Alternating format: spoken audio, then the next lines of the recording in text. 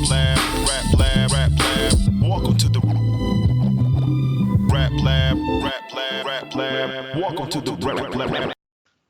Ladies and gentlemen, it's Monday, so you know what that means. It's a all new episode of the Rap Lab podcast, the RAPLAB. It's your boy, the controversial as ever, Candyman, the ALFRE to the D. I only got $20 in my pocket. Y'all know who it is. Y'all know what I do. Always keeping it true. It's the Q. Hey, y'all know who I be. It's your boy T.O. Y'all already know. Every time the episode comes, I gotta ask the Rap Lab world, what's the dealio? And peace and blessings to everybody out there. We hope y'all are good. Just want to give a shout out to our people, Mac, Alfred, Banks, Fiend, CMC, Guapo, Combi. We checking for y'all. And shout outs to the always helpful Mrs. Phipps. So just had to get that out there before we roll on. But today's topic is one that no matter who you ask, you can ask 10 people, 20 people, 100 people. When you ask them this question, you're gonna get a different answer every time. Today we talking about when did hip hop officially die, or is it even dead at all? And if it did die, what year? So I gotta ask y'all the question. I'll start with you first, QG. What does it mean to you when you hear hip hop is dead? For me, when I hear hip hop is dead, it goes with something traumatic had to have happened to suck the life out of the genre. It could be a tragedy, or it could be the fact that there's certain types of music that get more airplay than traditional types of music. You know what I'm saying? Like you could have a song that's good lyrically, but it won't get the appreciation it deserves because of another song out there that's more commercial or it's more catchy, if anything. So to me, those are the two things that intertwine as far as when I hear that hip hop has died. It's just like the art is lost or tradition is lost or what have you. All right. What about you, To? What does it mean to you when you hear hip hop is dead? The artist lost, it's and QG just about summed it up the whole thing already, just in short terms. But it's like you said, something tragedy had to happen, or you could even, like you said, mainstream has changed from years to years. So depending on which topic trends from hip hop, you will automatically know where the money grows and where the radio will insert their play for the money. So once the trend happens, this is like, all right, this is what really gonna go out here. This is what sells and stuff. Like we used to have hip hop selling with art, storytelling, and all that stuff, but times has changed, so we drifting in a different direction. So like I said, I can't say much because QG just about summed up the whole thing. But yeah. Okay.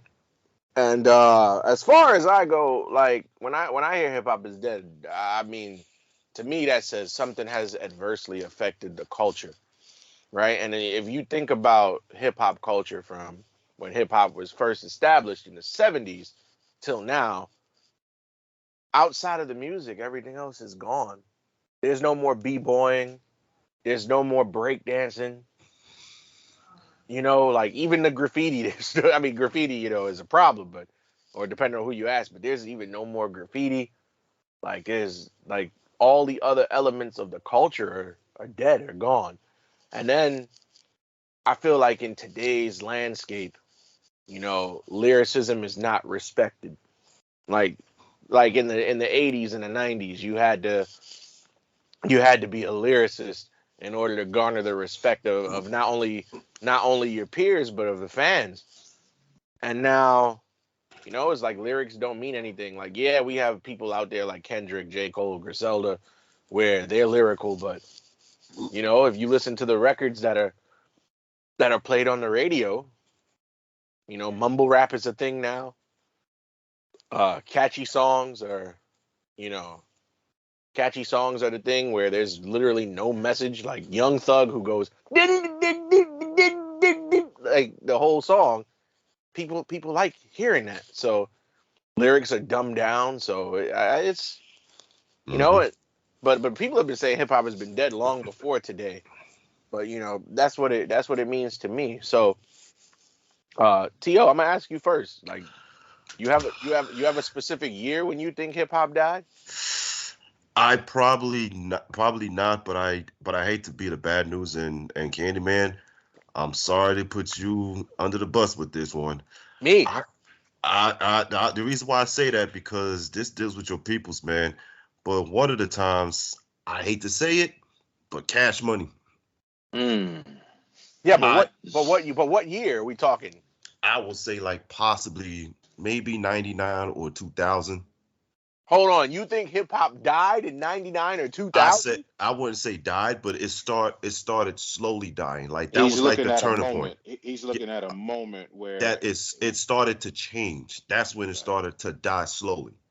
And the only reason why I say that is because like yes, we have talked about materialism in raps before, like even before Cash Money. But around that time that it started shifting when they came and like I said, I actually like Juvenile and stuff. Yes, I do. But we went from the lyrical content, the substance, the techniques to materialism, and we started following their wave, is what I'm saying. And don't get me wrong, Cash Money made a big impact in the rap industry. I can't knock that. But Yeah. I mean, Juvie said but taking over for the 900 99 2000.2000, So it's kind of funny that you mentioned he 900 he 2000. he really meant it because the game started changing off them, and this is mainstream wise. Like we were cool with the high, even though it was a funny ass record. But then with Back That Ass Up came out, you could tell that was starting to become a little bit of a change. And then we got All the Block is Hot, Project Bitch and Bling Bling. So we weren't talking about storytelling and the technique and the art anymore. So now we're drifting to the bling blings, the chicks, the cars, the jewelry, a lot.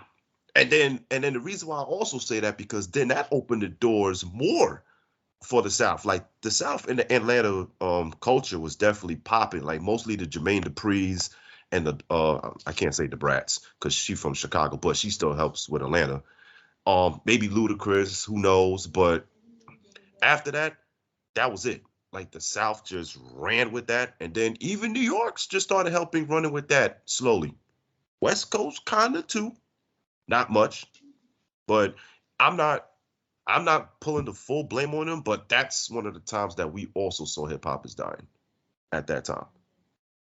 Candyman, you got a rebuttal for that? Yes, I I know do. I I know he do. does. So if you look at '99 to 2000, I disagree with that because you still had lyrical lyrical hip hop that was mainstream, that was getting spins and was popular. But then on top of that, let's look at the cosigns. When you look at Jay-Z appearing on the High remix and Cash Money was then getting known from people, and it's not just like the Missy Elliott's. BG had a song with him too, even though it was a cool song, don't get me wrong. But it's like we still had lyrical contact, but what was playing more around that time? I think what To is trying to say, Candyman, is that the lyricism mainly mostly talked about money and cars and women, Right, even though understood. e- even though you still have the balance with the other great artists that other came out, like Jay and X and all that stuff. I think what he's saying is that hip hop completely shifted to just that subject matter because it was so popular and it was just everybody was doing it. So it's either you get on that wave and talk about the same thing they are because it sells records and it's very popular, or you just get pushed out to obscurity. I think that's what he's trying to say. It's like when you saw the jewelry that Cash Money and all them guys was doing, It made a lot of the East Coast artists say, you know what, I'm gonna get some diamonds, I'm gonna get the cars, I'm gonna do the same things that they De- doing. de- In de- fact, a lot of their videos were were were were were quite similar to what Cash Money and them was doing. And what does that do? You know what I mean? It makes the East Coast looks like, oh well, you guys are selling out now. You guys are doing what they doing because it sells records. Devil's advocate, right? So Hmm. before Cash Money blew up and before they went worldwide, the shiny suit era was a thing. They was wearing shiny suits and jewelry. Mafioso rap was prominent before then. Italian suits, mobster style, and jewelry. You So still had lyricism. That's the thing. There was You still still had there was still lyricism, mixed even there though was you still had mixed that. there was still mixed so content all around there right. too. So I understand your point too, Al, but I'm not saying that's gonna be the full blown blame, because it's not, because I think there's more to it too. so But that's part of it. so Cash Money, their run was 98 to 2000, right? In that time frame, look at these albums that came out from others. Outkast had Aquemini, Jay-Z had Volume 2, Capital Punishment from Big Pun, Miseducation of Lauryn Hill. That's 98. All right, so it's dark and hell is hot and flesh of flesh and blood in my blood. All right, let's go to 99. 99. So what sold? Let's see. 2001 from Dr. Dre, Blackout from Method Man and Redman, Slim Shady LP, Q-Tip had Amplified, Jay-Z had Volume 3, Nas had I Am, Mobb Deep had Murder Music, and then there was X by DMX. What else? I can't really I can't Unfortunately, really malpractice. I can't really say No Limit Top Dog Why? I because that's a No Limit album. I mean, Um it's the subject matter. I think is what To is trying to get And to. and especially like TV wise, they were playing the hell out of Back That Ass Up every time they got. We had other videos. I think he's saying there's no balance. There was no That's the thing. balance. There was no balance, unfortunately. And It was even though good, but you it could was get good, more. and I get it. they tried their best with the balance, but I felt like their shift and their eyes were more focused on the materialism. And they was like, yo, we Right, liking what we seeing out here. This may sell more than anything. right. And it sucks because we had, like, the albums you named, we had good contact from the Volume 3s and the No Limit Top Dog. Well, you ain't saying that. Um, was it the Blackout and all the other stuff? So it was just, we just saw a shift. Until today, this is what we have. I mean, I mean, there were some other cool years that tried to counterpunched it, but it was not enough. I like those records anyway. I like those Cash Money And records. I I like think them too, but right. I feel like that's when we started seeing the shift. That's where the shift started. I'm not saying that's where it completely died, because I really don't have a year where it completely died. I just think that's where it shift, and then we got today's content of the same thing. But I, I, but I but like I said, people, this is not the full blame, because so they what? don't. So what is the full blame? Because I, it's like you're half answering the question. well, the thing is, I think there's a lot of stuff, in my opinion, that could say why hip hop died. That's just me.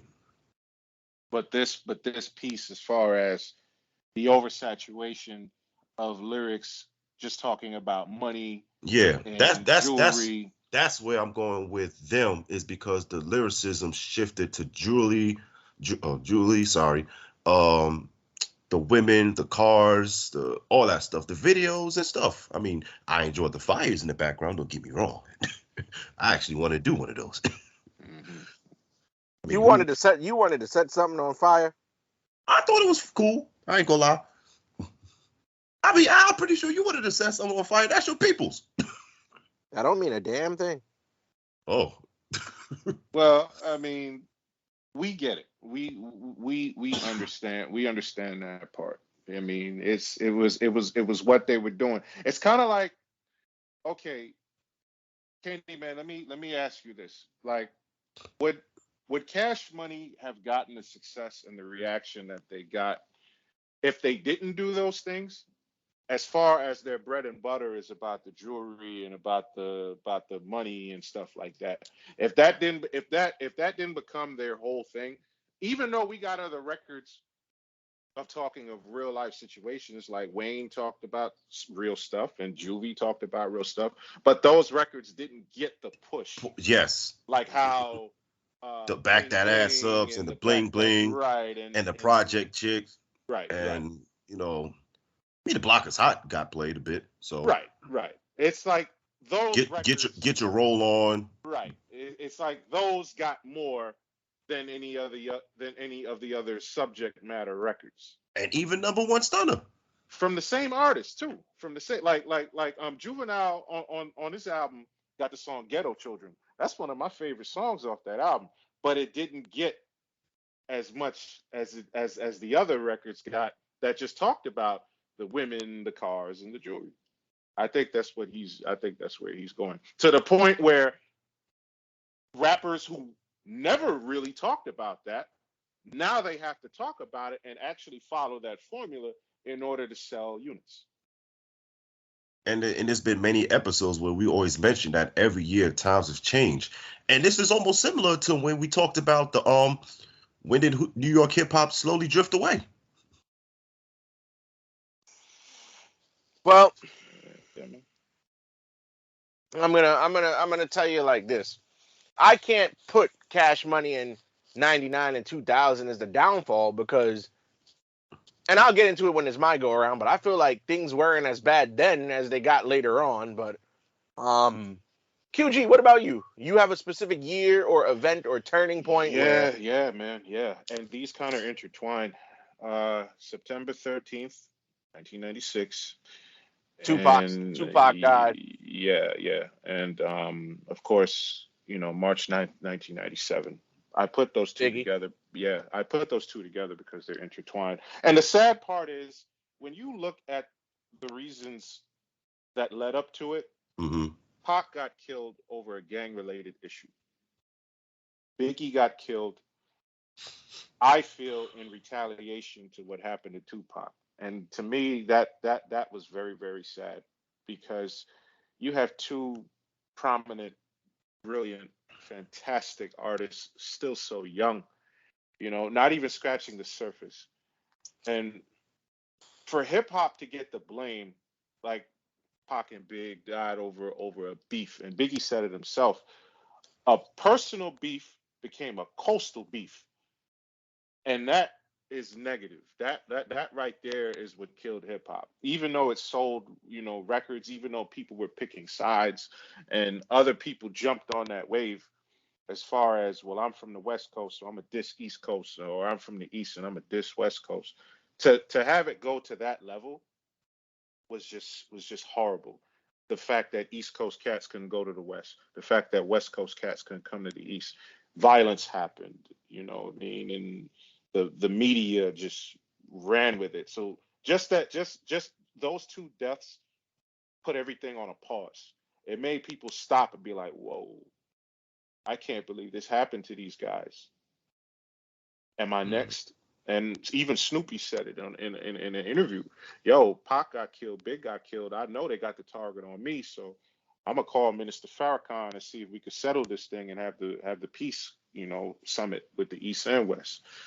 The fact that it had to be taken to that level, man, I just felt it was horrible, man. It was disgusting. You know what I mean? For Pac to die, and then people looking at Big, and then for Big to die, they're like, oh, well, Death Row got something to do with it. I mean, we weren't there. I wasn't there. I don't know the true details. You can't believe everything you read, everything you hear. But Pac and Big, those deaths right there, just, oh man, it just I'm at a loss for words for it because till this day it still affects me. So Yeah, it's Now, one can also argue that that event may have not done it because there was a plethora of Tupac releases after he died. it's not yeah, about the music. it's not the same though. It's not the same. It's not the same. It's yes, the music did come out. Yes, the music did come out. But the fact that They're no longer here. That's the thing. They're not here in person. When we hear from the people that knew them the best what they had plans to do, Pac had so many things he wanted to do. Biggie had so many things he wanted to do, and they got taken away from us before they got to do them. And even Jadakiss went on a record and said, if Big was still rapping, a lot of these people would not be rapping. They would be lifeguards. I agree. Because the standard was set so high, and I just hate the fact that both those guys, Biggie was only 24 years old, Pac was only 25 years old, and the stuff that they were able to do at that age. Just imagine if they were still around, and how much more we could have gotten out of them. And it just shows what hip hop can do if you're not careful. If you're not careful, and I'm talking to everybody, if you're not careful on what you say and what you do, and another thing, don't get caught up in it. Don't get caught up in the madness.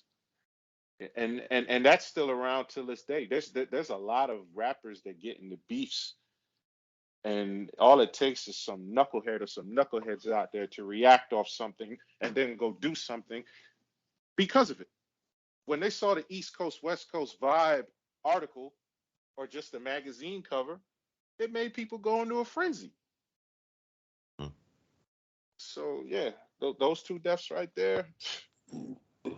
And your man Mace always said it don't feel so good. He wanted to bury the hate. Yeah. So let me ask you, and this is gonna be a hard question for you to answer, Q, because none of us have a time machine, and hindsight is only you can only really use hindsight after time goes by.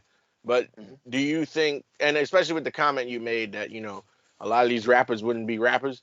So if you think of Tupac and Biggie, and we can even take it further, and say guys like Big L, like if they hadn't died or had they lived longer than they had, you think hip hop wouldn't have went the direction it went? It's hard to say where it would have went. I could tell you that because a lot of stuff. What's up? No, I was gonna say because you also got to remember as time has gone on, a lot of guys in the old guard have welcomed these younger guys who may not necessarily have had the skill level to hang back then, like Snoop welcomed Wiz Khalifa into hip hop. KRS-One wanted to give Soulja Boy a hug and told him welcome to hip hop, if you remember. So I remember that, but I think if Pac and Big would have still been alive as the standard bearers, it would have made people do more as far as into their writing and into their creativity. Like a lot of these people that you mentioned, yeah, they do have superstar status, but the lackluster and the lethargic way that they do their music, to me, it's just like that's all you got. You know what I mean? Like we seen how vicious Pac is when it comes to making a record and how he works and how serious he takes it. Biggie, he always put thought into his lyricism. So I think with that, I think it would have made these guys, hey, I got to come hard on the mic. I can't just write a rhyme and then just go in and record and thinking it's a hit. No, you got to really put some pressure on yourself and make your joints. That brings up like 1998, because then that started. It started to shift back to like, all right, we gotta revive hip hop a bit with this. So that's when you got the whole competition with the lyricism, and even though they weren't lyricism, your people's Al the No Limit. Oh my goodness. Yeah. No, but hold on. No Limit had lyricists. Come on, don't get disrespectful. I'm not saying everybody, but what I'm saying. We had Mac, who's been on the show. Shout out to Mac. We had Fiend, who's been on the show. Shout out to Fiend. I think Snoop. Maybe because of the mainstream, because it was always Master P. P. He's looking at the narrative as far as when you when you look at No Limit and Cash Money, what do you associate with No Limit and Cash Money? You don't associate lyricism, even though they're lyricists. What do you associate with them? You associate the riches and the jewelry. And and don't get me wrong, Mac and Fiend and them, they were nice. Absolutely. Who was Cain and Abel and them? Mia X is fire. And Oh and, His man, album was fire. and as much of a hating ass Cool Mo D is, he did rank both Master P and Mystical in his list in his report card. will you stop with the hating? Kumo D expressed his opinion from a pioneer rapper standpoint. That's why it may come off that way as a hater. But he's judging it from a pioneer pillar rapper standpoint, Oh, which you is a better be glad different he didn't. perspective. You know, I ain't even gonna say his name. It's a different perspective than us, than anybody else who hasn't been here from when it started. Kumo Yeah, D was there when it started, so his view is going to be way different than how we see it. And he's a Hall of Fame MC, so it's different. he could do that. I guess. I mean, we could agree and disagree. I mean, but just from his standpoint of where he comes from, he's not just some guy. He's not Exactly. just some rapper. He is a cornerstone He is of hip definitely hop. he is a pioneer, and like Chris QG said, a So cornerstone. so He is he's a judging. He's pioneer. right. He's judging it from that perspective. That's why it may come off that way. But yeah, it's Pac and Big would have made people step their game up, and people were competitive. Jay Z, he knew when he got on a record with Big, he's like, yo, I gotta go crazy.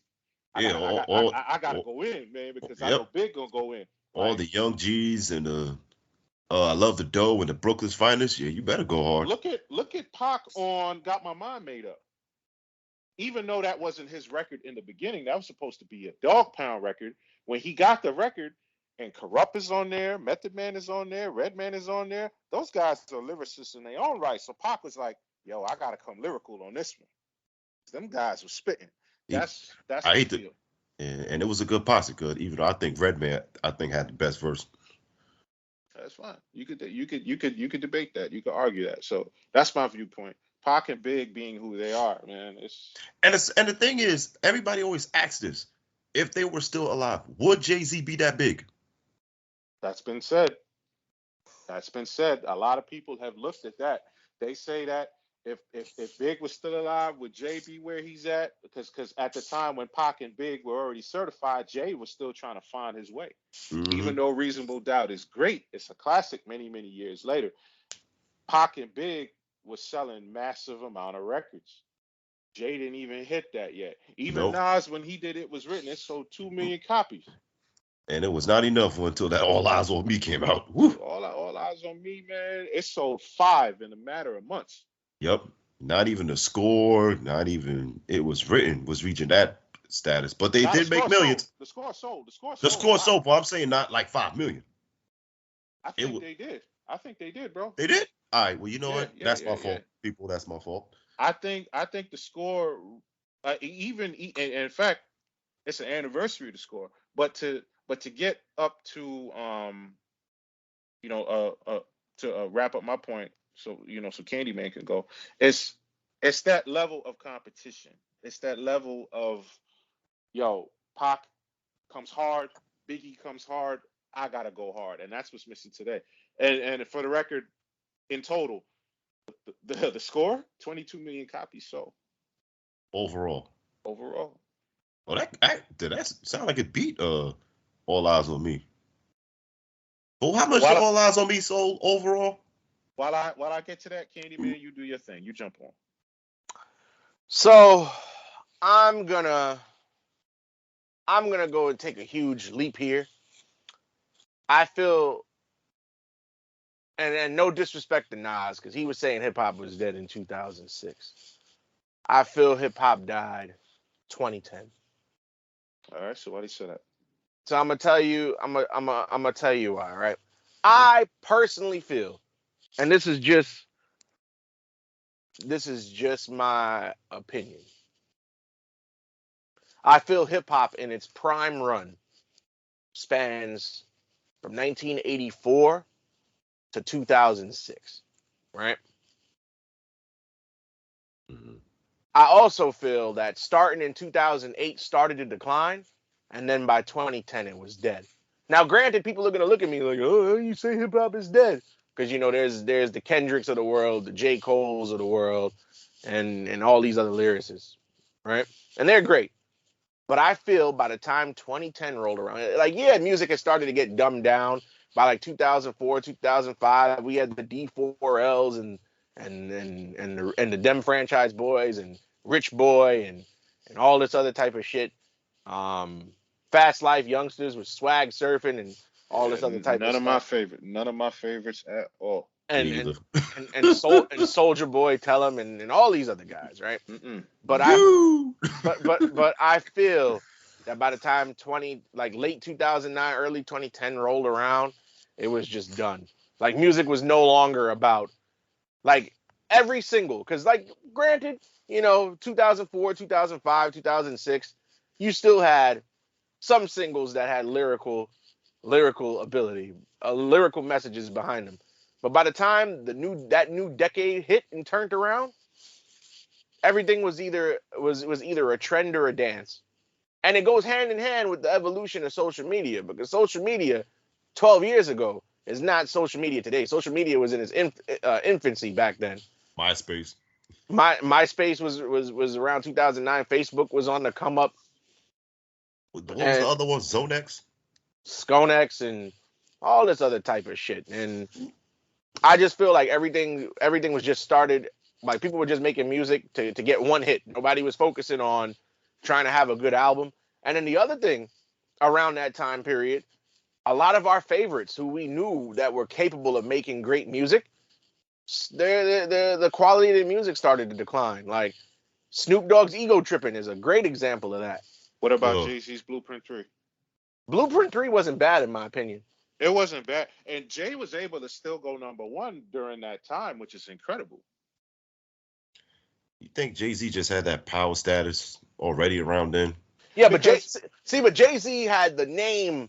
Jay-Z had the name value. So Jay-Z had already built himself up. Jay-Z could drop a whole album of silence and people would still buy the shit. That's but, true. but you know what? Going on with what Candyman was saying, like when you look at the year, like Candyman, you want me to go through '09 real quick?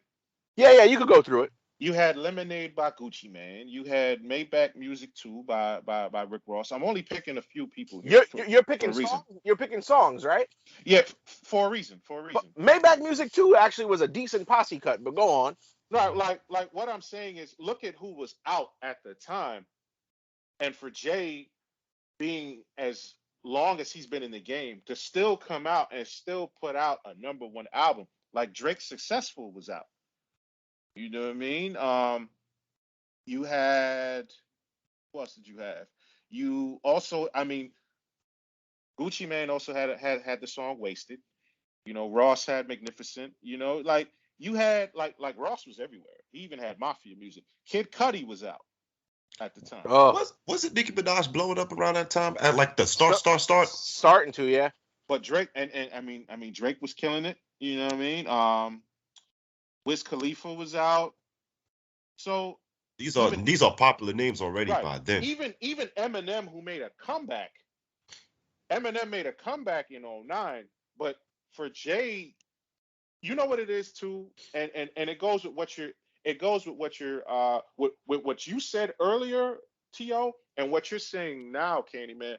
Do you know why Jay-Z was able to make his way and still be able to come in '09, even though '09 and 2010 were lackluster as far as the quality of the music? Wow. Adaptability.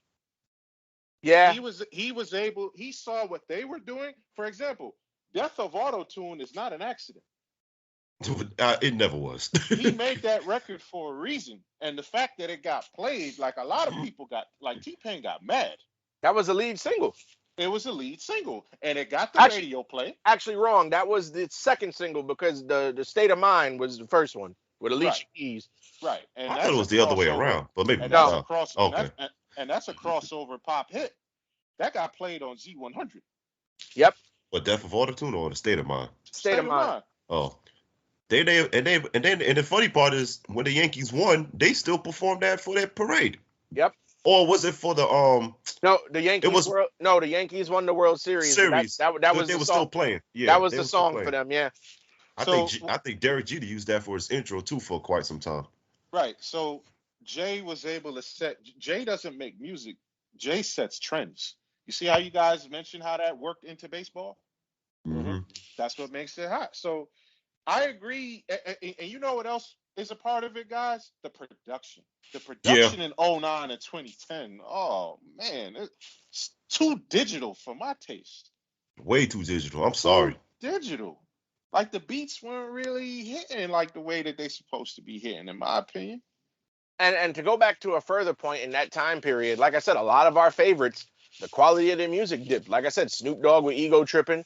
Correct. I hate to say this, but and I love 50 Cent to death, but 50 with Before I Self Destruct, Oh, like that was terrible. have a I'm sorry. Yeah, That was terrible. do yeah, you I'm mean, sorry. baby, baby, baby. yeah. That However, didn't work. I will say, however, as a recently single man, I will say that there was one line in that song that I have much respect to, and he was like, "My ex is my ex, though. I had her eating lobster. Now she eating pizza." Shout outs to 50 for that. But But you know anyway, that. But you think, and sad part is 50 Cent. This is 50 Cent we're talking about, and even he couldn't survive that part. And you know why? Because of his subject matter. Yeah. It's because it's the same. It's the same story. It's the same formula from 50. So when 50 puts out a record, we know what 50 is going to talk about, and that run and his image and everything, it started to deplete because okay, we know your story. 2010 is the same thing. I mean, Kanye was all over the place. You know, Kanye was still hot in 2010. he was still hot because My Dark Twisted Fantasy came out. Waka Flocka was out. Hmm. Drake was still pushing, but this time in 2010, Eminem with Recovery, that worked. You see how '09 didn't really work out for him Yeah, as because far as relapse, I felt Relapse was terrible, but that's just my opinion. and then all of a sudden the next year, M caught lightning in a bottle, and when you look at it, Wiz Khalifa was still out. When did T.I.'s Paper Trail come out? 2008. Oh, Right. In 2010, this is when No Mercy came out from Ti, so he was out as well. But even that I album knew didn't he really had get too something. much. I about to say, I knew he had something back then. And you know what I realized also. We talk about 2009, 2010, 2008 was a little bit weird too. And the reason why I say that because just like the stuff that's been happening, the transition, it was crazy because not a lot of people were hungry anymore for the mainstream. A lot of people went to mixtapes. 2008. Yeah, because that's when Wayne came out with Lollipop and a Millie. Oh God, But the Yeah, Carter 3 was a highly successful album. it overrated, was, and it won a Grammy. But It overrated. I and don't care what I'm anybody says. glad, I'm glad you mentioned Wayne because this goes into my point even further. right. So from 2005 to 2009, Lil Wayne was arguably, if not the hottest rapper in hip hop in the industry. He was on everything. But Yeah, that but the what? content still wasn't impressive. What? Are you kidding? Sorry, The Carter 2 is amazing. I stopped after Fireman. I like the Carter 2 better than Carter 3, to be honest with you. I kind of like it too, but yeah. But Carter anywho, 3, you can keep the Carter 3. I don't care what anyone says.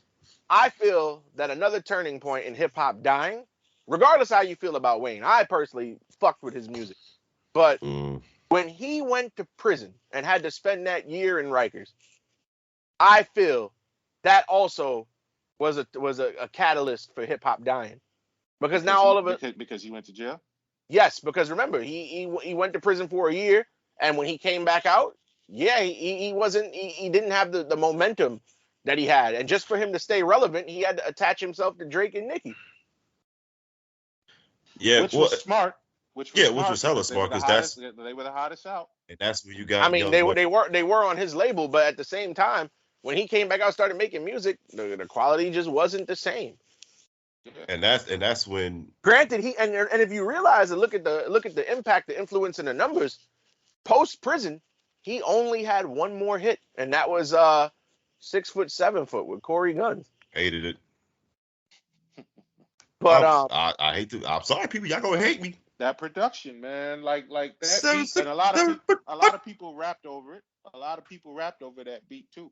'Cause, like, and that's the thing during that time period that you mentioned, Candyman. When I ask people what do they like about the song, oh, I like the beat. Well, listen to the instrumental then. and then here's my other thing too. The beat wasn't even all that either. Here's my other thing too. 2010 signaled the end of true hip hop skills because 2010 was the very first time when you told somebody to spit a freestyle, they pulled out the BlackBerry. See, and when we talked about traditions, now you're pulling out a BlackBerry, and you know what the sad part is too? He's not the only one that did that. Didn't Meth do it? Love you, Meth. Love you to death. But even he pulled out the BlackBerry. And that's not taking away his skills. Now, granted, because I know what some people would say, oh, well, in the 90s and early 2000s, when you told somebody to spit a freestyle, they would spit a written that hadn't been released yet. And I'm like, okay, and yeah, it's been done before because there have been certain times, whether it was on Rap City, The Basement, or Yo MTV Rap, somebody would freestyle and they'd be with their entourage, and they entourage would rap the words along with them. I'm like, yo, if it's a freestyle, how the fuck you knew what he was going to say? And I was right on that because we saw that a lot of times, even because there's many different because there's different definitions of a freestyle. When you talk to Kane and LL Cool J, the pioneers, and you can look at the YouTube vids, they say it could be a pre-written rhyme that you've prepared that no one has ever heard, and then you go and you rap it. And it goes with what you said, Candy Man. It could be a rap verse that you'll eventually hear on a record. I feel as long as you have something and don't choke, it's a freestyle. That's what that means. Me personally, I come from the cloth. It's off the dome and everything like that. That's how I was taught. That's what I was told. But I can respect what Kane and LL meant. As long as you get in the booth and you spit a rhyme and you don't fumble, you don't slip, it's like you're not losing you're not losing your train of thought. And I'll wrap up my point and we'll keep going. Snoop Dogg, every time he went in the booth, you could tell he was freestyling. Yep. Because he's always mentioning his name. He's looking for something. He's putting it together. He actually goes in there and goes off the dome. I found out from certain people, and this is strictly from other platforms. You know those Funk Flex freestyles that we've seen and everybody that goes up there and rhymes? Mm-hmm. Do you know, according to somebody that works up there, they said not a lot of them have done it in one take. What? There's been a lot of them. Yes. There's been a lot of them. I'm not surprised. There's been a lot of them that has to ask for the camera to stop and redo it over again, or stop at this part and then continue here. There's been plenty of people that have gone up there and choked. Oh, unless you want to be reshoot the footage. Unless you want to be Jay-Z, can I do it again? Nigga, please. Let me ask y'all. Let me ask himself at that time. He caught himself and brought it back. Go ahead, Kenny, man. Let me ask y'all a question. Do y'all think so? I know a lot of people have been paying attention to the Flex freestyles. I pay attention to the Sway in the Morning on Sirius freestyles, and I pay attention to the LA Leakers freestyles. Do you think that those freestyles are authentic, or you think they're all the same shit? The stop and retake. It could be depending on who. Well, Sway, I can tell you, is not stop and retake because they're live on the air on the radio when those freestyles happen. Right. So there's no time to edit. But do you think LA Leakers is authentic? I think it depends on who is built for that stage. I'm gonna go with T on that one because I've seen a lot of LA Leakers freestyles that are fantastic. And I don't think Black Thought needed too many takes. Know. I'm sorry. You never know. You know what? Maybe. But I think he made the way he went, you probably needed another take just to do 4. And then next day he just like, all right, fuck it. I'm just gonna go what I want to say. Because I still don't know how to this day this motherfucker did a 10-minute freestyle. I mean, I've seen Mickey Fax. Shout out to Mickey Fax. Go, catch fire and just go on and on and on and on. Big Crit another one caught fire. Big Crit caught fire, and it's like, it's hard. It's hard to say. It's hard to say who's done it in one take or who needs multiple takes. I think as long as you get your opportunity to go off and do your thing, I mean, it could be worse. It could be the O'Malley one. Oh, come on, man. You can get, and that was on Sway. You know what I'm saying? And O'Malley just kept going on with that because he lost his train of thought. I'm not dissing him, but it's out there. I got my favorite freestyle. That's not even on the radio. Booker. He must die like John Tucker. That was Rap City. Thank God he didn't put that on a record. If he put that on a record, it would be a problem. I'm just playing people. I just don't want to make fun of it. Sorry. That was Lil Wayne. That was one of the worst freestyles I've ever heard. Hmm. And this is around his prime too. That's the fucked up part. I could say don't rhyme and it's gonna rhyme. Oh God, terrible. Well, but yeah, but that's my point. Like, I gotta attribute it to that particular time period, 2009 to 10, because again, that's when, like, I mean, yeah, the subject matter just got even worse. Mumble rap wasn't really a thing before then, but it became a thing then. What do y'all And think about the dance era too? Like the that, Unks? and then, like I said, That's a huge part. a lot of our favorites, the quality of their music declined.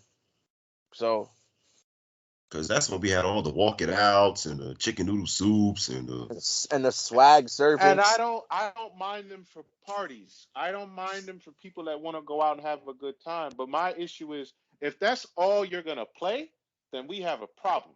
hey That was baby. my issue with it. That was my issue with it.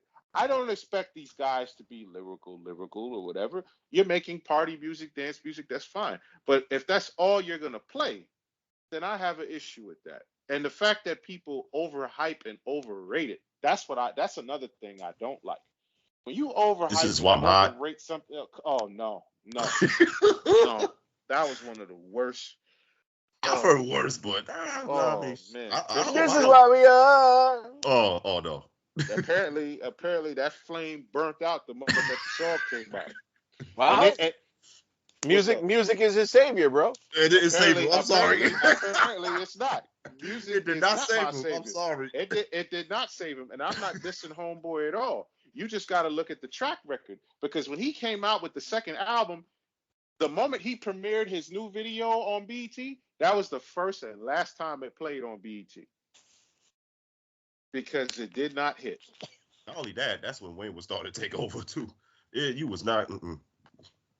This is why I'm hot, hot. This is why. This is why. This is why I'm hot. Woo. Chang hang If, low. if Electric that's the chain hang low. I mean, if that's the reason why he's hot, no wonder it's snowing outside right now. Oh shit. What about Another snow? What the fuck? Oh, don't Yeah, it's forget. snowing in New York, yo. Yeah, it's snowing. Oh, Ugh. don't forget. Throw some D's on it. On it. Might as well throw some cheese on that too. You know what the sad part is? I fuck with Boy Looker here. I don't know Really? why. I like the production only. Only like close up production. Don't forget a girl shake that laffy taffy. No, That Garbage. laffy taffy. Garbage. no. Garbage. Can anybody explain to me that Chico Steak done it up line? Can anybody explain what that meant? Because I still don't know. You know what though? In around two, I'm not gonna lie. When don't forget, teenage drinking is very bad. But I got a fake ID though. Oh, that was Jaquan and them. Oh, No. Oh, that's ignorant. Oh, That was ignorant. I'm not gonna lie though. I fuck with the remix of Right There with Trita Chiggy and Jermaine Dupri. That was actually not bad. you know what? You know what to go along with what you guys are saying. You know what's killing hip hop right now? What? Taking songs that we've already heard. Yeah, a When lot of somebody, bro. what's up with that, bro? Bro, I've heard a lot of instrumentals on the radio and like when I've gone out, and the instrumental, like for example, I don't even know the artist or the song, but the beat sounded like 400 Degrees by Juvenile. So Yes. when the beat first dropped, I'm like, oh, they You playing know this what the old thing shit. is? And I'm glad y'all mentioned that. Who is the one that I can't believe I forgot the name, and I know it's a known artist. She It's did. killing me right now. I think she did the. It sounds like Aaliyah's "One in a Million," and Cardi B's on it too, because she has a feature guest feature verse, and it's like this sounds like "One in a Million." This sounds like Southern Hospitality or something, but it's like a lot of them sound the same. It's ridiculous, yo. It's ridiculous, and it's too many artists to name, like to single out. Well, this one sounds like this. The production is not original anymore. You're taking something that and it's funny because when you hear the song and the person that's listening to it does not know where the original came from, and you tell them, be like, "Oh no, that's not true. This is right here." No, well, listen to this. And you know what the It's the funny same thing. you know what the funny thing is, and I know a lot of people will say, oh, but y'all don't say nothing because Puff ripped off a lot of beats, and they hardly sounded the same. Maybe he just sped them up just a little bit for Bad Boy in the '90s. But a lot of these beats from these songs they sound exactly like the same beats from the songs they took it from. They're not. Yes. It doesn't sound like they're sampling anything. They're not sampling. They're Right. just taking the beat, They're just taking the same exact beat. which I feel is lazy. It's lazy. Well, that song with the 400 degrees sounded like beat. I hope Manny Fresh getting paid for that. Yeah, Mm-hmm. as long as somebody is getting paid, and I'm not singling nobody out. And it sparked my brain when you guys mentioned Jaquan, because how did he start off that record?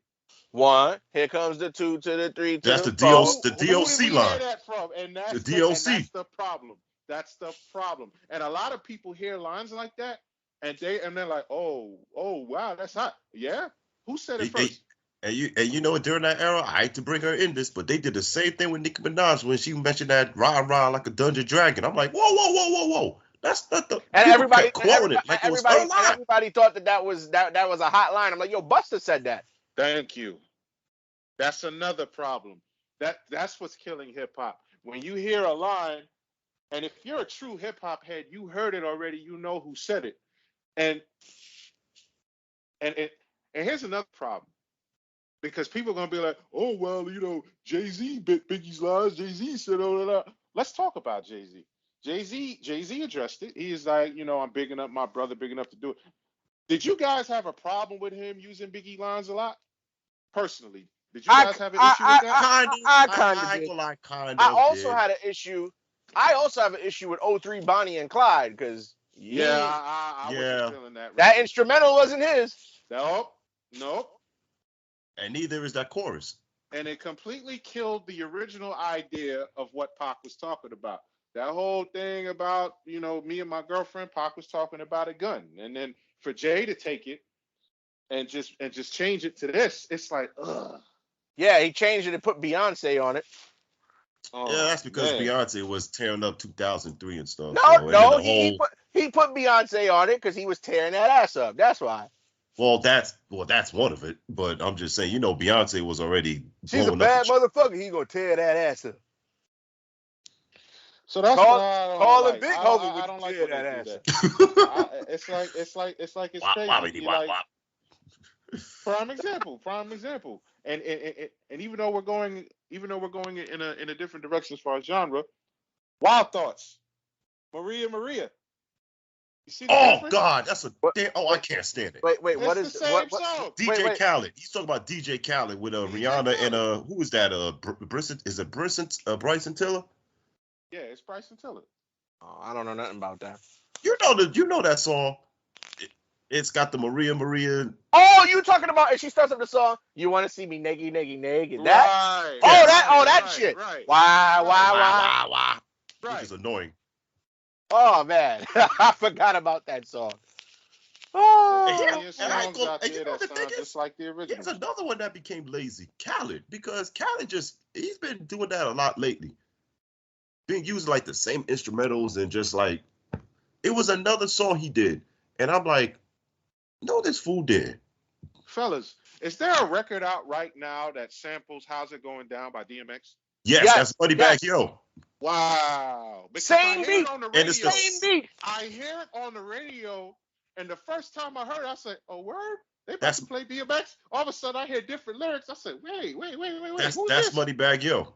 You That's see the another problem? one. There's Yo, a but problem. who's the artist for that Juvenile 400 Degrees beat though? Does anybody know? I forgot. Let me look that up real quick. Yeah, man. It's what's up with you producers today, man? What y'all doing? And that's another thing. The production is just monotone, in my opinion. Yeah, man. You're taking stuff that's already been out. You guys remember? T.O., you could back me up. Who got accused of using Troy but not transforming it? Wasn't Pete Rock up? Pete Rock was upset with somebody. Was it Lupe? It might have been. Didn't Lupe use it? Yes, it was Lupe. Yeah. Right. Pete Rock was pissed off. I guess he didn't, clear it. I guess. because it went the same way. It's like he was rapping over the Troy instrumental. Mm-hmm. But it was his song under a different name. So the song that samples 400 Degrees is called 5500 Degrees. Oh, that's Little Baby in them. Is Lil that Little Baby, Baby? yeah. Yeah, that's who it was. Lil Baby. Wow. Now that you mention It it. was Lil Baby. 5,500 degrees. Oh man. Everybody wants you can't be 400 degrees. I'm sorry. That's another thing that's killing hip hop, man. It's like where's the original content? And no disrespect to that Moneybagg Yo, so I wasn't feeling it. No diss to Moneybagg Yo, because Moneybagg Yo got one of my favorite songs. What? What's that? Time Today? I just like the stuff he says on it because that's how I feel. Man, oh man. Nah, but that's what I'm gonna say. I mean, and see, this is a topic that I like because you could ask 15 people and all 15 will give you a different answer. That's cool. Because you look at it, it's like, damn, he may be right. So let me ask y'all, do you agree with Nas in 2006 when he said hip hop was dead? Or do you think T.O., I know you said it was dead already, but was he accurate? I think he jumped the gun by 2 years, but 2-3 years. Around that year, it wasn't. I don't know if he was going based off what Soulja Boy did and how he started it, but So Soulja Boy wasn't out in 2006. He came out in 2008. He did? Yeah. I could have sworn he came out earlier than that. Nas was trying to make a point, because when you look at 2006, that's when Lean With It, Rock With It was out. Lean With It, Rock With It. That's when Jeezy was out. You know what I mean? And I don't think Jeezy contributed to the death of hip hop, though. He was pissed off. He was pissed off, though. He was one of the artists. He got into an argument with Moni Love over that, and he said some things about Nas in that interview. You know what I mean? But it's like Nas addressed it on the Hip Hop Is Dead, album. He was like, because people thought he was targeting the South. That's not what he was doing. He was like, everything sounds the same. That's the thing. Everything was sounding the same. Like there was nothing original that stood out. Because when you look at 06, T.O.'s favorite record and my favorite record, Pulling Me Back, Me Back, Me Back, that was out. Oh shit! Just keep pulling me back, me back. Shoulder Lead was out. Shoulder Lead. You know what I mean? Come on, man. Joe Grand Hustle. Right, and you know what else too? And I'm glad you guys brought it out. I'm glad you guys brought this up. You're forgetting one key monumental record. What was that? Meet Me at the Mall. It's going down. Right. Unfortunately. That came out. You know what it is? What? There's certain records that came out that didn't get what it was supposed to get. Busta Rhymes came out with Touch It. Touch It was popular. Only the remix. Popular, but what happened with the album? For the album only to go gold? Oh no, the album didn't do the single did better than the album. And it's a good album. And he had 4 singles for that album. 4 singles. The funny thing is, and a lot of people, for those of you younger folks who only know about streaming, if y'all happen to listen to this, the single is supposed to be used to sell the album, not the other way around. Yes. And that's what's killing it now. It's reverse game. The singles are better than the albums. People will buy the album and it's like, oh well, if this single's hot, then the whole album should be hot. Nope. Bro, people don't even buy albums no more. It's streaming. Right. That's bro, the problem. Bro, they don't even. Bro, it's very rare nowadays. They won't put it on CD. CD's practically dead. It's not. They don't put it on CD. If the album is hot or huge, they'll press it to vinyl for like 5,000 copies or whatever, and everything else they just be like, I get old time's sake. Bro, I get notifications all the time. Stream now exclusively on Tidal or stream Apple Music. You know what else came out in 06? What? We fly, we lie. Oh yeah, he did come out with that. And that's sad because that was like was that his only hit around that time? That album came out. No, he had what was that other song? It was him and Ron Browse. Oh my God, how is it? Garbage. Oh God, that was garbage. Hated it. Wait, Ether boy. Oh, we pop champagne. Oh, garbage.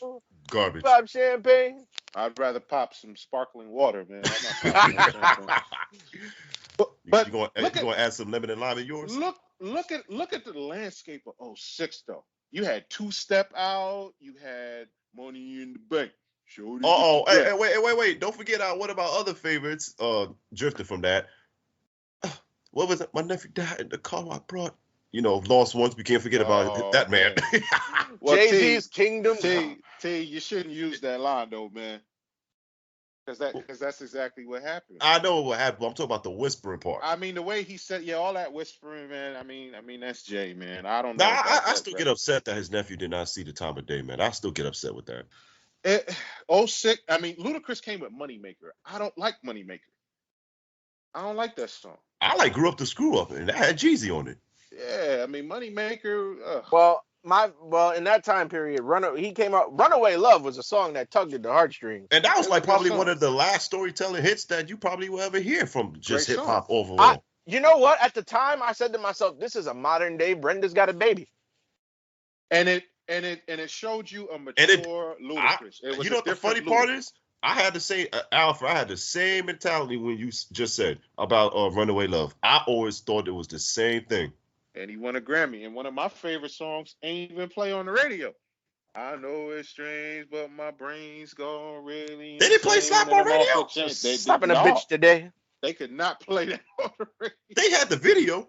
Because the video had an edited version.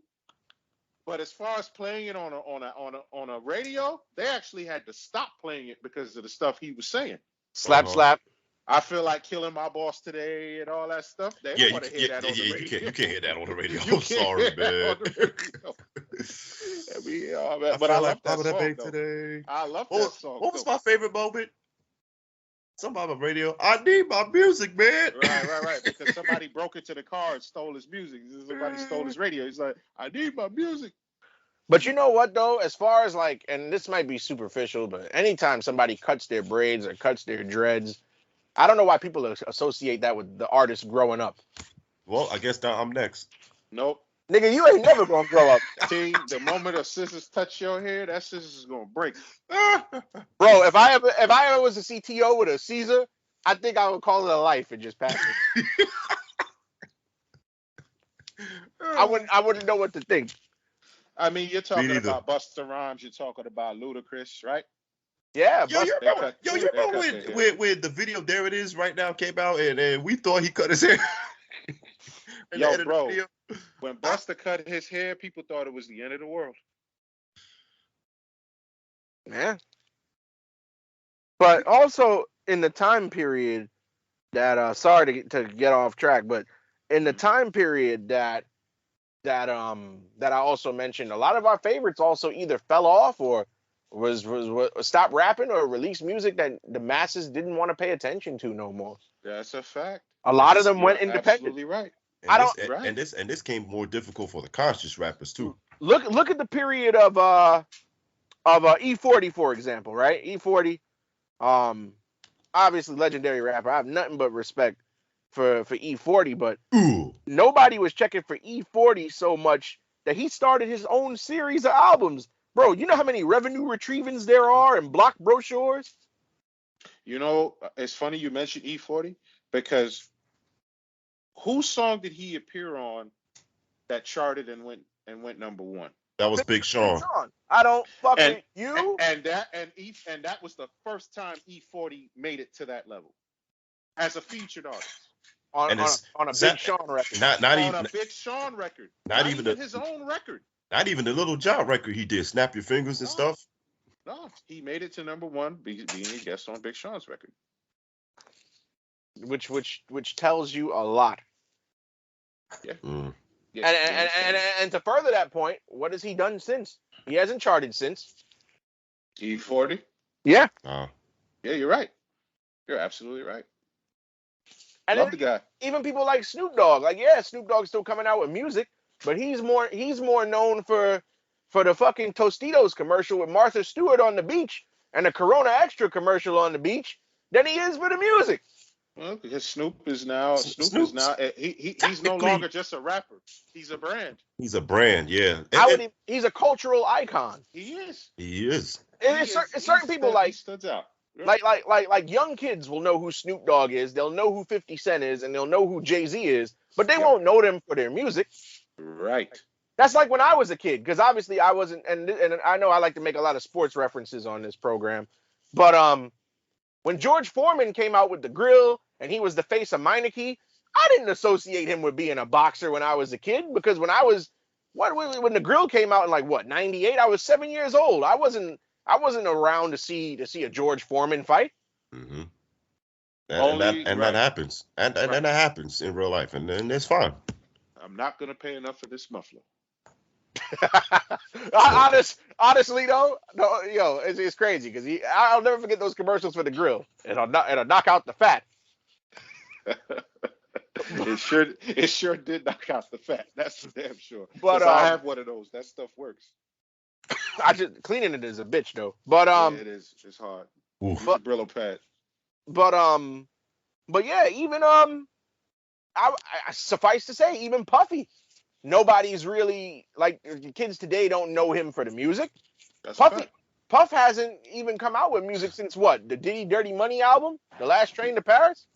It's just that, like you said, Diddy got Ciroc, Diddy got Revolt TV, Diddy got all this other extra stuff that he does that takes him out of the music. So you are 110% correct. Look at currently. Look at Dr. Dre.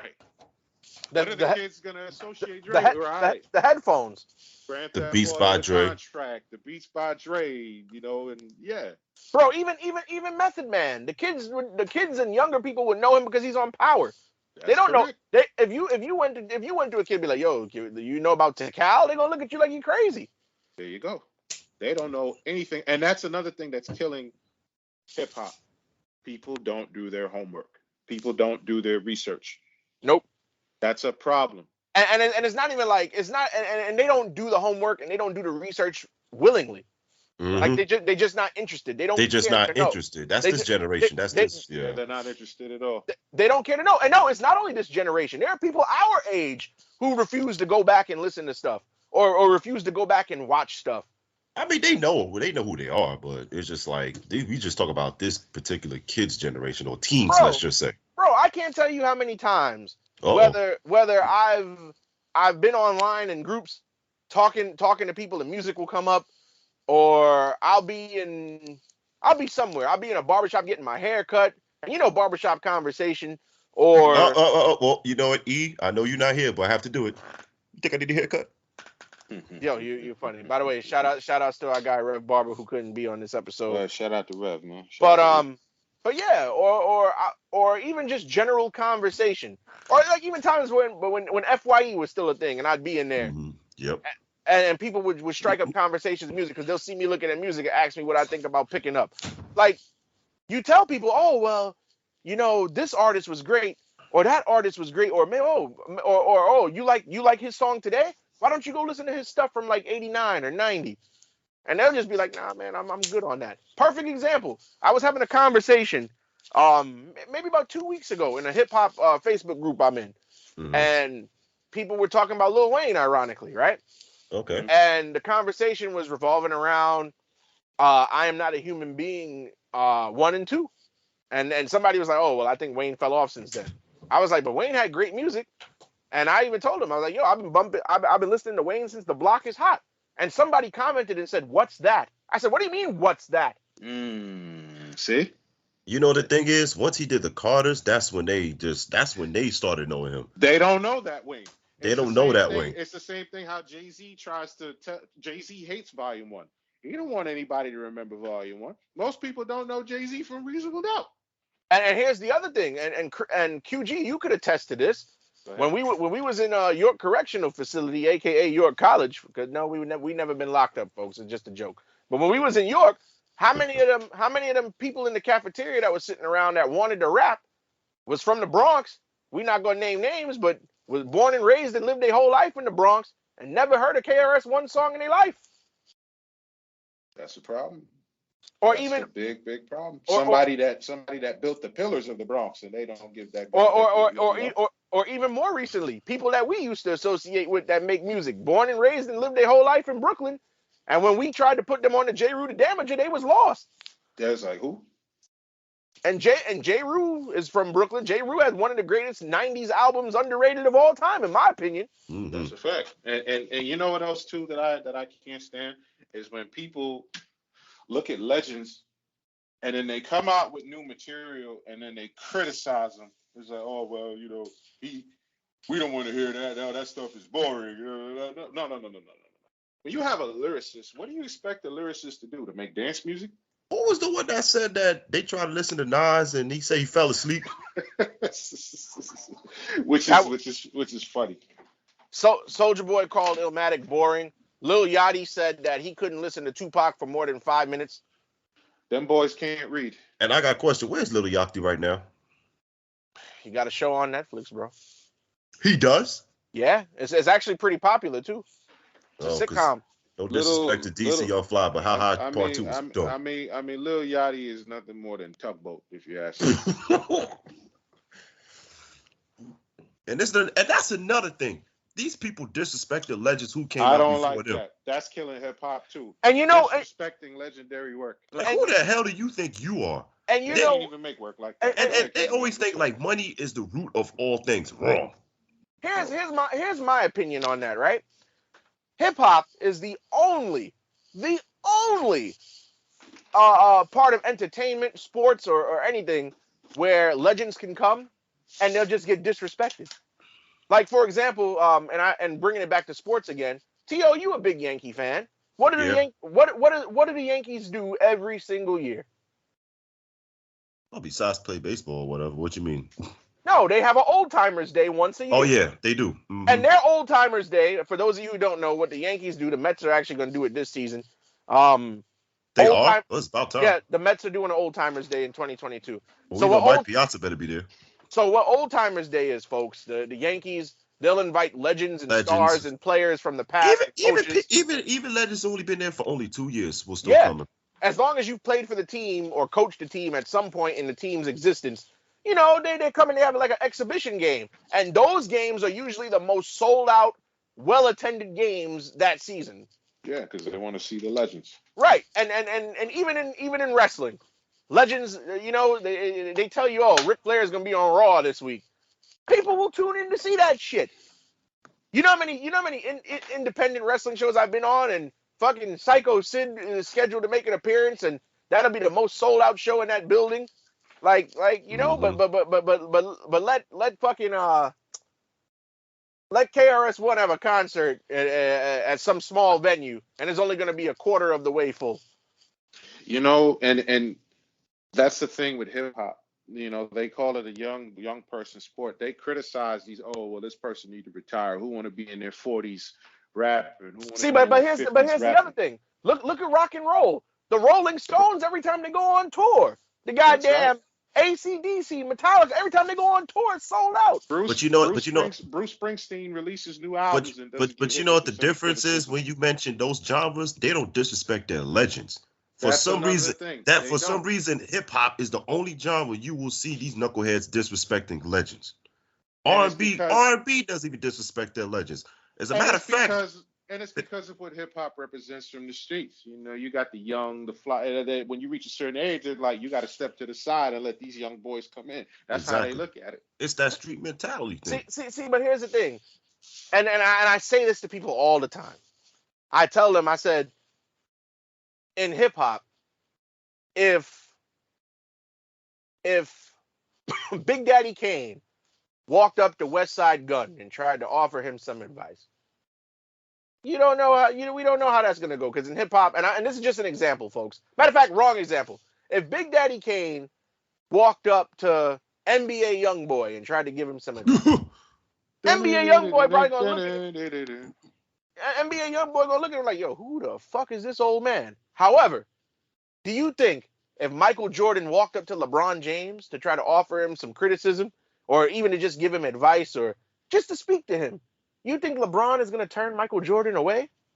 No, absolutely not. If you think Bernie Williams is gonna walk up to Aaron Judge and be like, hey, you might want to tuck your elbow in when you before you swing, you think he's gonna he's gonna push him, brush him off? Absolutely not. Oh, he better Why? not. You know why? Because also influences. When you look at the people coming up today, who are their influences? Who are they following after? We've heard Nas say he's from the Rakim tree. Jay-Z says he's from the Kane tree. What tree are these guys coming from? Some gonna say Gucci, some gonna say Wayne. Believe it or not. See, Listen, there's the shift. if I was an upcoming rapper, even if it's a rapper that I don't fuck with, but that rapper had commercial success at one point, I would listen to him because he got a plaque. He knew what it took to get a plaque. I don't. Exactly. Granted, for all the jokes I make about MC Shan, if Shan came to me and was like, "Yo, Candyman, you making this record? Let me show you what you could do better." I'm gonna sit down and listen to him because the man was a member of one of the most influential hip hop crews of all time. And the bridge stood the test of time. I mean, in the Patterson and Millbrook projects, they didn't hear a peep from a place called Queens, but I digress. You just don't learn. You could digress all you want. The same how they didn't hear a peep from a place called Queens. They didn't hear from New Orleans either. We wasn't doing rap at the time. How many times I gotta tell you that? Stop mentioning my borough. Yeah, but your borough was doing rap at the time, and we still doing it. But and we still doing it. Shout out to Alfred Banks. Yeah, shout out to Alfred Banks, who's a homeboy. But you want to keep player hating on my borough? Not gonna let you do that. And the thing is, around hip hop, also like all these years, different regions have their own style too. Because we talk about New Orleans, talk about the South. We can't. Like mostly Atlanta, we kept mentioning. We can't forget about Houston in this too. Yeah, Houston did his thing. And of course, the true locals or whoever, Houston natives, you could talk about the DJ Screws and how they had a screw and chop style, Lil Kiki, Big Hawk, Big Mello, and all them. And you know what? I'm glad you brought that up because that's another thing that killed it. The Southern takeover. And this is not a diss to the South. When I say that, I'm saying that whole switch to Southpaw crap, no, I don't agree with that at all. And Fat Joe said it, Jadakiss said it. I love you guys, but if you're from the East Coast, why do you want to sound like you from the South for? Why do you want to do their formula? You don't have to do that to sell records. But you know what's funny? Before like the Cash Money era, people got to forget the South was actually popular. Outkast first album in '95, 8 Ball and MJG first album in '95 was getting respect. So unfortunately, New York was being biased. Here's the thing: they were getting respect, but they weren't getting sales. Scarface and the Ghetto Boys was getting the sales. But see, the Ghetto Boys are different. They were different. I mean, sales as in what? What's their numbers? All right, let me go to the Google machine. Check the Google machine. While you're doing that, what I'm saying is when Cash Money came out with the stuff they were doing and No Limit, and they were selling crazy amounts of records. To me, that's when the South got solidified. All right, so now they're selling numbers. So the Ghetto Boys, We Can't Be Stopped in 1991, platinum. Mm-hmm. What is this? Till Death Do Us Part in 1993, went gold. Mm-hmm. The Resurrection in '96, gold. Right. So, but when you start selling 5, 3, 6, when you start, and again, Cash Money and No Limit, to their credit, they're dropping mass amount units of albums. Like every week there was an album. Especially No Limit. Especially No Limit. Yes, right. I know. I bought them the house and the car in '95. Well, you did. You did them a solid as a fan. And if y'all check our YouTube, you can see I physically had the Fiend albums, both of them, and I physically had the Mac albums, both of them. So now when you have, the South is selling massive amounts of units and the East Coast is not selling as much anymore, that's when the rivalry and the jealousy and all that stuff, well, if they doing it this way, let me doing it this way. You think Fat Joe did Make It Rain on purpose? No. And Fat Joe knows that was. There was a reason why he made that record. But the funny part is that was more beneficial for Wayne than Joe.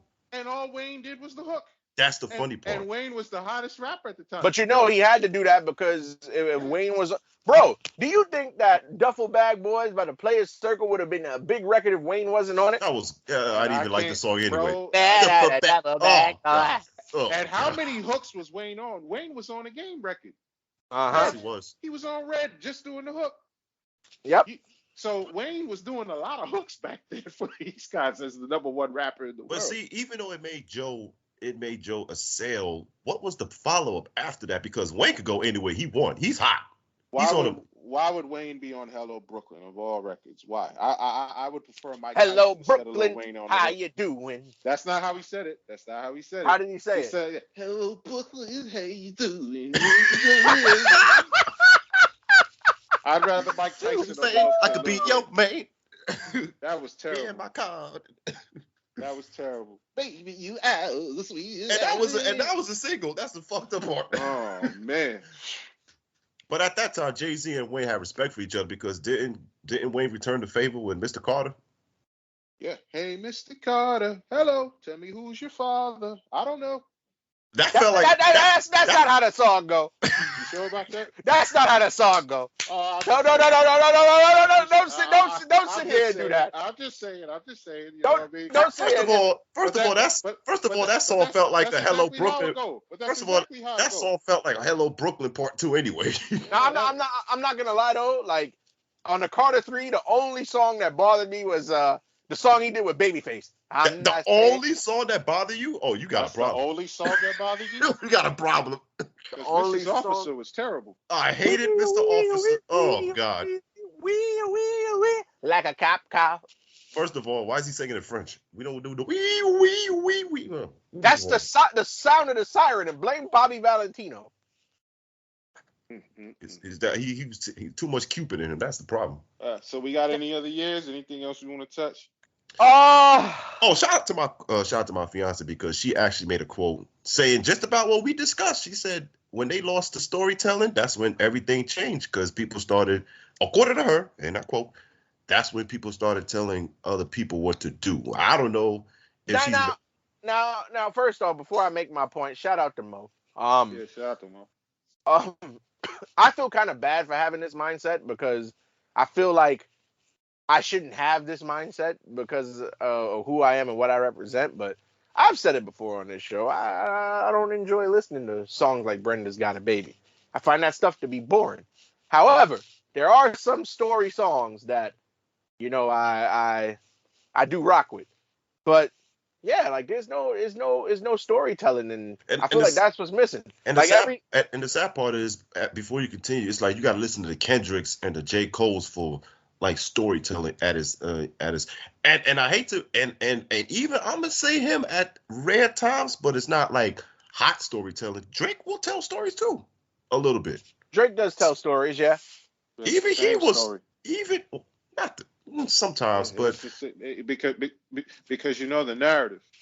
What does that's a huge one. We know Drake is who he is, and he's gonna tell you who he is. Even though we already know who you are, you're gonna tell us anyway.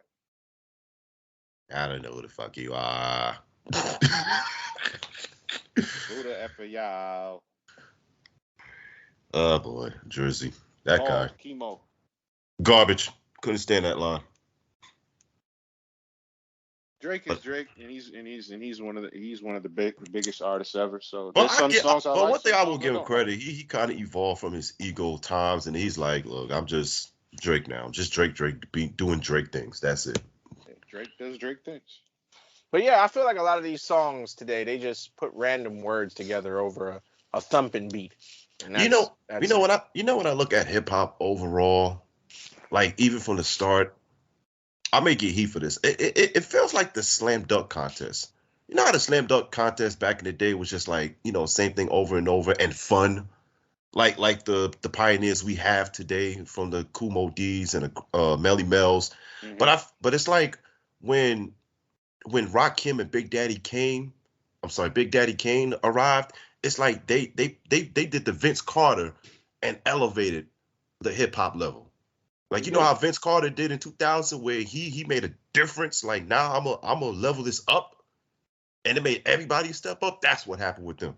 I think now, as far as the dunk contest and it goes in with hip hop, people are just more into the props, into the technique And of the dunk. that's what I feel about the mumble rap. It's just like the props and all that Yeah, other stuff. the clothes, Mm-hmm. the cars, the stuff you see in the videos.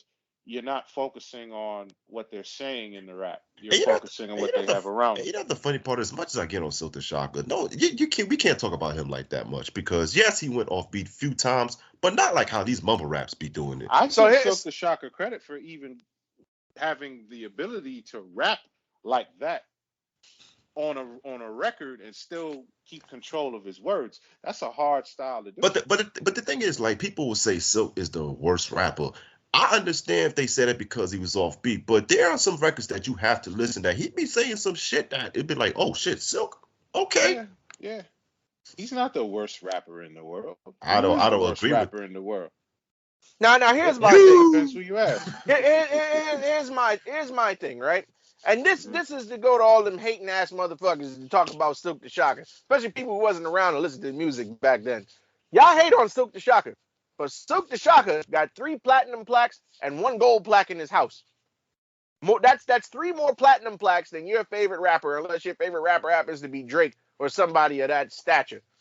But if y'all do is listening to goddamn NBA YoungBoy and Lil Yachty and all them other jokers, Silk got more accolades than them. Silk got more accomplishments than them, and Silk got more money than them. So that's the God honest truth. I tell you. I went to Nashville, Tennessee back in November. Did go to Nashville, Tennessee. Go on. I went to Nashville, Tennessee back in November to the No Limit reunion tour. That's right. And the place was sold out. And when Silk the Shocker came out, matter of fact, so no disrespect to anybody else, but Mr. Servon went out there, Fiend went out there. They walked out there like it was normal. Even me X. They had to play a video package prior to Silk coming out. And then when Silk came out, they turned the lights out. They turned the lights back on. Silk was on the stage performing I'm a Soldier. And the place, like everybody in the place, including myself, lost their minds. Yeah. Isn't that the posse cut he had with the No Limit family? Yeah, but he only performed his verse, and then it went to the next song. Oh, come on, that's not fair. For the fan like that, their fan base came out that night, and that's what it's about. When you have your fan base, you know what they like, you know what you want to play. It's just like with verses. You have your fan base, you play the songs for your fans, and you have to know your audience, and No Limit knows their audience when they go out there. I'm not gonna lie. Like, that concert was great. It was amazing. I know this is off subject, but that was a great feeling. Everybody in the crowd was in army fatigues, and we all singing along with the songs. And that was their signature right there. That was the No Limit signature. Yeah. I mean, I was surprised because Montel Jordan came out and he was unadvertised, but they did Let's Ride. QG. Silk did his part, yeah. Love, mixed with green. Strawberries with champagne with it out. Perfect. But then right after, you can't have Montel Jordan come out and not do This Is How We Do It. He had to do it. But yeah, he was the surprise guest, and Young Buck was a surprise guest too. Oh. I mean, Young Buck was down because it's his town, so it's good to. It's his town. His town, yeah. But because it was in Memphis, yeah. No, we was in Nashville. We was in Nashville. I'm sorry, Nashville, Tennessee. Tennessee. Shout outs to the great people in Nashville. Make sure if y'all ever go out there, y'all stop by Hattie B's. That's the best. Wait a minute. So 8-Ball did come? No, there was no 8-Ball, no MJG. Just Young Buck and Montel Jordan. Damn, I would have loved to hear the pure uncut. But that's true because Psychodrama wasn't there though. But I mean, Mystical and P and Silk still had their verses. But what was I gonna say? Oh yeah, so if y'all ever go to Nashville, make sure y'all check out Hattie B's. It's the best fried chicken I've ever eaten in my entire life. So, are you sure about that? Because that lady, that lady is from Popeyes. Yeah. With her ripping chicken and all that stuff. You sure, man? She from the 74, bro. She needs to be for real. She needs to be pinned to a board and shot by a firing squad. Stop it. I mean, dog. I mean, it's for you, baby. The Cajun rice and everything like that. And the commercials is tight. Bro, she can't even pronounce Zatarans properly, so stop it. Yeah, of course she can. Shout out to her though, man. Shout out to her. But for those of you out there in podcast land, well, on YouTube, Instagram, whatever, DM us Rap Lab Pod on IG or email us raplabpod@gmail.com. Tell us what you feel, what year hip hop died, or if you don't think hip hop is dead at all. If we're wrong, tell us we're wrong. We'd be more than happy to talk to you, to debate with you, and yeah. But by the way, fellas, y'all know what next week is? Triple digits. Episode 100. Triple digits. We made it. 100 episodes of Rap Lab, fellas. Wow. It's a lot of episodes, man. It's crazy thing is a couple weeks back we made 2 years. Now we at 100 episodes. I didn't think we you know how like Biggie said I never thought hip hop would take us this far. Like I never thought Rap Lab would still be around after so long. We going strong. Going We- strong. We planned this shit for a couple of months and look what it turned into. And look Yeah. at all the obstacles we had to face. I mean, me almost dying, and I think if I would have died at the time, the show would have been done. That's not a knock to y'all either, but you know, yeah, man, it just in the ups and downs, T.O. moving away, and we didn't know if he would be back or not. So, we added Rev to the mix. So there's a lot of variables. Shout out to Yes, the Red indeed. Barber Yeah. MC. Yes, indeed. But shout out to everybody that supported us for so long, and all the other people from other countries too. We didn't forget you guys. And shout outs to our friends who have been on the show, Illy E, Melina, Yeah, all our guests on here, man. Picasso. Picasso. Our guy Johnny who did our original artwork. Yeah. Lots of we got history, man. We got history. We got history in this piece, man. So it's More to come. more to come. To be honest, folks, we don't even know what we doing next week, but we're gonna do something special for y'all because it's number 100. Yeah. So it's time to make a celebration, man. Mm-hmm. All right, so Yes, yeah, indeed. this has been the Rap Lab, and we'll catch you next week for episode 100. All right. Peace, y'all.